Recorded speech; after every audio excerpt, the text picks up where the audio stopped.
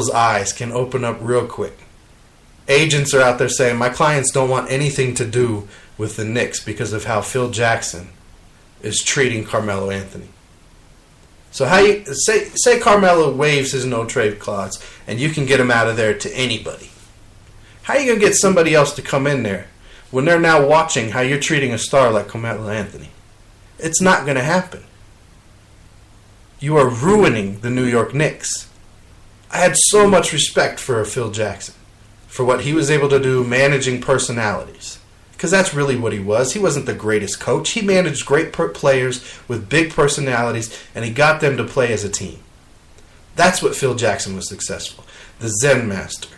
Great books, positive coaching alliance, all that stuff, I respected it.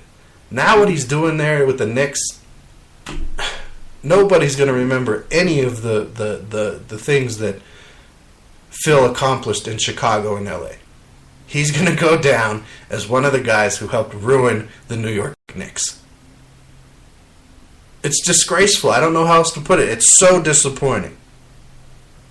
It's so disappointing to see Charles Oakley and other former players not want to be around the team for what the city of New York has meant to basketball, for what the New York Knicks have meant to the NBA.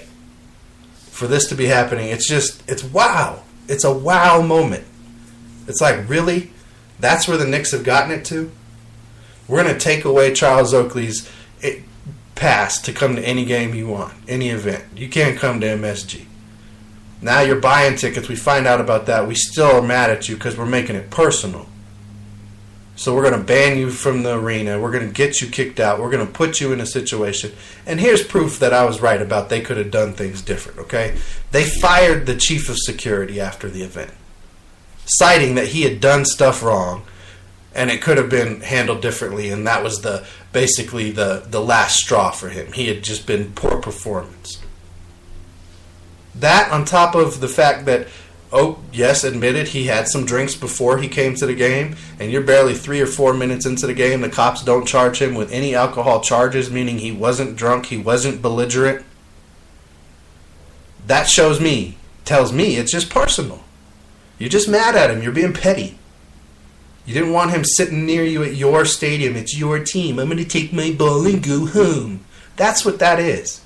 It's a bunch of children. And Melo, congratulations to you for having to put up with this and being a man about it. Being an adult about it. I hope they are able to get you to one of your teams that you want to play for, or a team that can play for a championship, or a team that just wants to have you around. I like Carmelo Anthony as a player. He's a great scorer. So what if he's not the best rebounder and the best this and the best that on top of it? Not every player is the best at everything. Those guys, that's a different class of player. There's very few of those. You might have 3 in the league right now. LeBron, West, and who else is doing something like that? Maybe James Harden, if you want to put him in that category. That's 3 guys. Anthony Davis, maybe, but he's so inconsistent as far as pulling other numbers outside of points. So to see where the Knicks are at, to hear all the opinions and the things that are going out there, to see that the security chief got fired afterwards, it's just embarrassing. And for Dolan to come out on the radio afterwards and make it look like it was all Oak and that the Knicks didn't have anything to do with this, I'm sorry. Again, I lost more respect.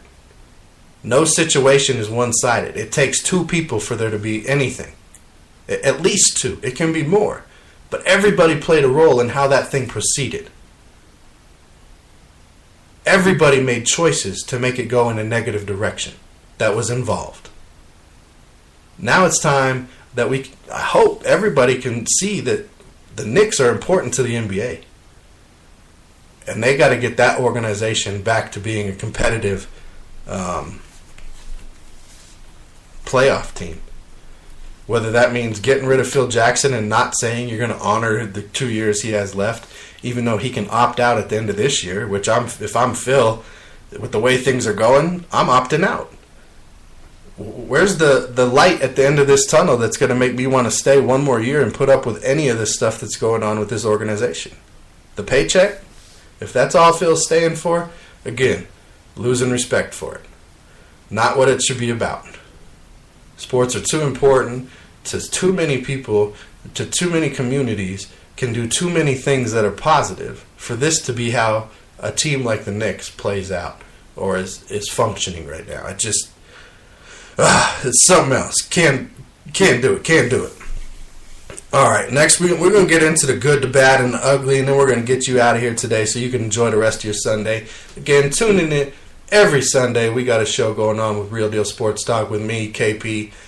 You can also follow us on Facebook, of course, Real Deal Sports Talk with KP. We are on Twitter as well, Real Deal KVP. Check us out there.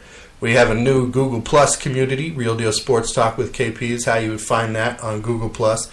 And of course, we also have the text line that you guys can use at any time, 720-515-5597.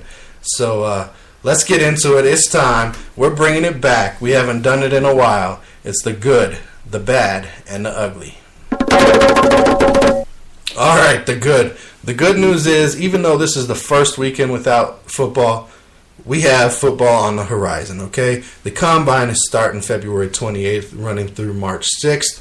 That's something to look forward to. In fact, this week's fan poll that I'll put out probably later today or tomorrow will cover what will be your favorite off-season event that you were looking forward to. But February 28th through March 6th, we got the Combine to look forward to. March 1st is the deadline to franchise or transition tag a player. March 9th, free agency begins. April 21st, restricted free agents. That's the signing offer sheet date for restricted free agents. And then April 27th through the 29th, we got the NFL Draft 2017 in Philadelphia this year. That should be fun. It was in Chicago. It's been in New York for years. It's kind of traveling around right now. It's going to be in Philly. Expect that draft to be raucous. And we'll definitely have that out on the fan poll this week with a couple other events we'll throw in there just to see. Maybe, we'll throw in the start of training camp and maybe the Hall of Fame game as other off-season things to look forward to. All right, the bad. I got a couple things on the bad. We got 3 topics on the bad this week. The bad, T.O. not being in the Hall of Fame. I'm sorry. I understand that he ran his mouth. I understand that at times he pissed people off. But when it comes down to it, he's got top 5, top 3, top 2 numbers in just about every receiving category. He balled out. He was the only reason Philadelphia was even in the Super Bowl against the Patriots, with as pitiful as the rest of that team played. And I don't think you can hold his public persona against him as far as his athletic accomplishments on the field. And Dan Fouts wants to talk about, if he was such a great player, why did teams let him go? Because he was a distraction. He did have a big persona. He did require media attention. He was a diva. But he also put in the work. And that's why Steve Young comes out and says he worked every bit as hard as Jerry Rice. And he knows. He played with both of them. He said he wouldn't say that about any other player. T.O. was a very good receiver. Again, we're not talking about whether or not you like him as a person. As a player, yes, T.O. is a Hall of Famer. You don't have to like his antics. You don't have to like him as a player. But game respects game, and T.O. had game. Okay? Another bad. Second bad this week. John Lynch's 9-year-old daughter cried when she found out that he had taken the 49ers job because, as she puts it, they're horrible, Dad. That's just a bad way to start for your family. Clearly, he did not have everybody on board when they decided to make this move to San Francisco. He is a former Stanford guy, so I'm sure he has ties there in Northern California. Definitely has ties with Kyle Shanahan. And, it's going to be a great opportunity for him. I don't know that I would have gone that route. They were able to keep it secret. That was John Lynch's big thing, to see how the organization could keep stuff in-house. For him to consider the position, they were able to do that.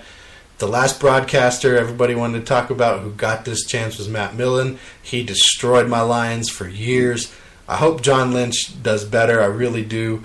I enjoyed him as a safety. He's okay as an announcer. Let's hope that he's great as a GM there for San Francisco.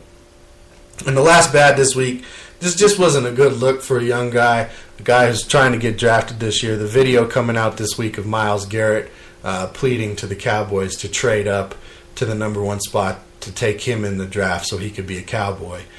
He's now put out another video saying he would also welcome the opportunity to play for Cleveland, but it's just a bad look for that video to get out because it looked like he was trying to avoid a team, and that's just not how you want to start off as a rookie, in my opinion.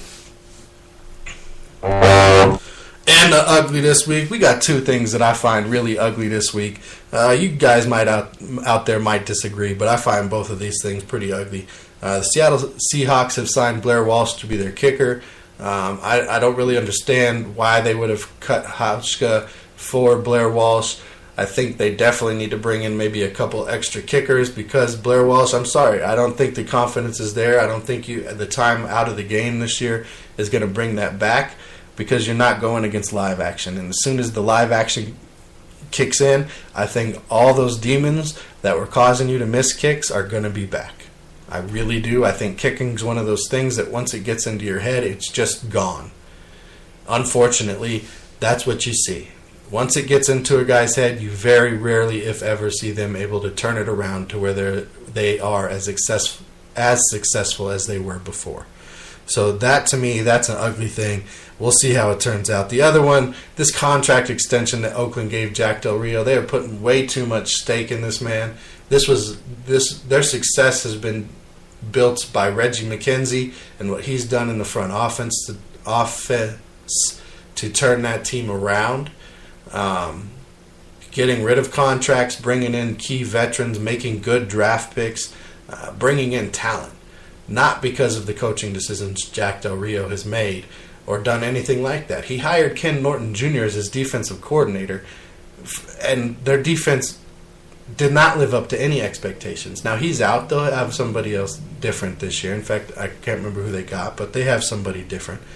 I think it's too early to have extended him. I would have waited until after next season to see how it goes with the transition of different coaches, of losing a Bill Musgrave, of changing your defensive coordinator.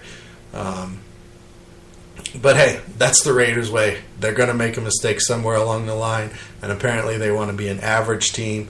That's what Jack Del Rio was in Jacksonville. He had a couple spike years here and there where he had teams with a lot of talent. The rest of the time it was average because he did not coach his guys up.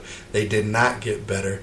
And I'm still angry at the way he left the Broncos, honestly. I think that's disgraceful to already have one foot out the door when you still have games to coach.